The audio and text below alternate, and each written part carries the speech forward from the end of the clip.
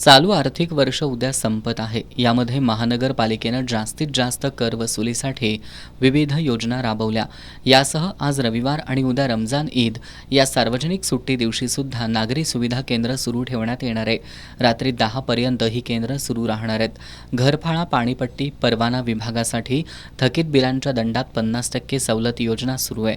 त्यामुळं कर फी भरणा करण्यासाठी शहरातील 6ही नागरी सुविधा केंद्रावर गर्दी पाहायला मिळते.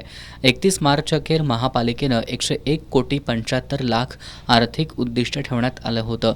सध्या 29 मार्च अखेर 75,93,00,000 घरफाळा मिळकतधारकांनी जमा केला असल्याची माहिती कर निर्धारक आणि संग्राहक सुधाकर चल्लावाड यांनी दिली आहे.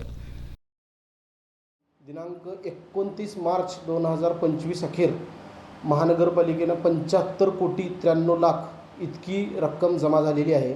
तसेच 1,10,452 मिळकतधारक यांनी आत्तापर्यंत घरफाळा भरणा केलेला आहे. महानगरपालिकेने दिनांक 30 आणि 31 तारखेला सार्वजनिक सुट्टी असताना देखील रात्री 10 वाजेपर्यंत सर्व शहरातील नागरी सुविधा केंद्र, महानगरपालिका मुख्य इमारतीमधील नागरी सुविधा केंद्र नागरिकांच्या सोयीसाठी सुरू ठेवलेलं आहे. तसेच नागरिकांनी फोनपे, गुगल पे, ऑनलाईन लिंक, महानगरपालिका वेबसाईट इत्यादीच्या माध्यमांमधून सुद्धा रात्री 12 वाजेपर्यंत ऑनलाईन पेमेंट करू शकतात. मी शहरातील सर्व थकीत जे थकबाकीदार आहेत, ज्यांनी अद्यापही कराचा भरणा केलेला नाही, अशा नागरिकांना पुनश्च महानगरपालिकेच्या वतीनं आवाहन करतो की त्यांनी 30 आणि 31 या 2 दिवशी थकीत रक्कम भरून महानगरपालिकेत सहकार्य करावं.